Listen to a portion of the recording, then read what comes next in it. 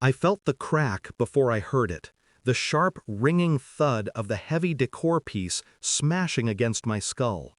My vision smeared into streaks of gold and red, and the hall fell silent except for my son's broken sobs. My mother's voice cut through the air. "You and your son are thieves!" 10 seconds earlier, she had slapped my 10-year-old boy so hard his cheek flashed crimson. She yanked his hair, accusing him of stealing my sister's $3,000 gold-plated iPhone. I stepped between them, but she bulldozed through my protests, her rage theatrical, loud, hungry for an audience. Everyone watched. No one intervened. And in that moment, bleeding, humiliated, my son trembling behind me, I understood something I had been trying to ignore for years. My mother wasn't losing control. She was performing. And she believed I was still the daughter who would let her. She was wrong. Backstory: the perfect mother illusion. There was a time I worshipped her. I was the older daughter, the responsible one, the obedient one, the one who learned early that love from her came through usefulness, emotional debts disguised as affection, praise that always came with a price. Family stands together, she used to say, but standing together always meant we stood for her. And even when she ignored my son after he was born, even when she adored my sister's every breath while treating my child like a forgotten afterthought, I convinced myself she still loved us, just imperfectly. But the truth was simpler. She loved control. The first cracks. The signs had been there. Her sudden sweetness when she needed a favor, her cold silence when I disagreed, her habit of late-night gossip about me to relatives, painting me as ungrateful, difficult, overreacting. I used to defend her, but then I started noticing patterns. Every time my life started going well, she created chaos. Every time my son achieved something, she downplayed it. Every time I stood up for myself, she declared war. Still, I kept forgiving her, because that's what daughters are conditioned to do. Until the wedding. Until she laid her hands on my child.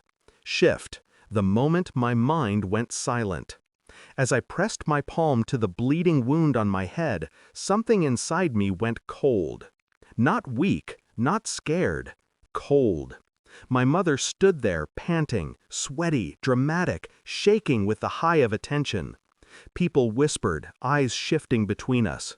She thought she had won. She had no idea she had just lost everything. I didn't scream. I didn't argue. I didn't defend myself.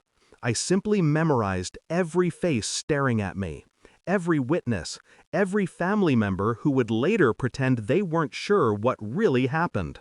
And I started planning. Execution. Revenge begins. Quiet like a whisper. First, I picked up my son and walked out of the hall. Not a tear, not a word. That unsettled her more than any shouting could.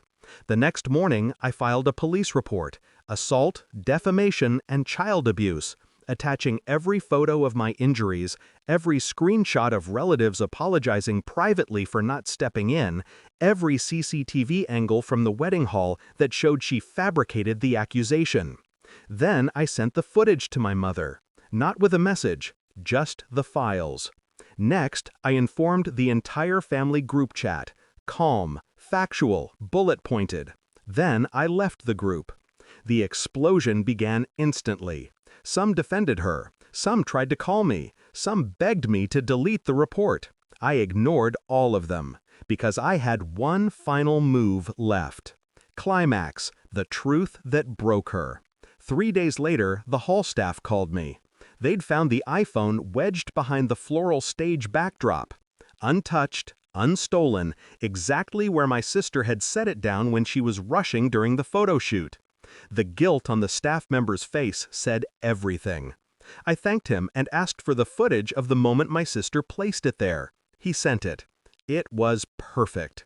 My mother had destroyed her own reputation over a misunderstanding that could have been solved in 10 seconds with basic common sense. But she didn't want the truth. She wanted a villain. So I gave her one. I forwarded the footage to the same family members who had watched her hit me. No explanation, no commentary, just truth. Raw, undeniable, undeniably hers. Within an hour, the narrative crumbled. My sister screamed at her, relatives distanced themselves, her social circle buzzed with gossip, and the police called her for questioning. Her kingdom of manipulation collapsed, brick by brick, lie by lie. I didn't lift a finger. I simply stopped protecting her. Resolution, my final confession.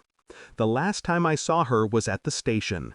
Her eyes, usually sharp, calculating, looked dull, almost frightened. "Please," she whispered, "we can fix this." I shook my head. "No, you broke it, and this time you don't get to sweep it under the rug." She reached for me. I stepped back. Not out of fear, out of clarity. Revenge isn't always loud.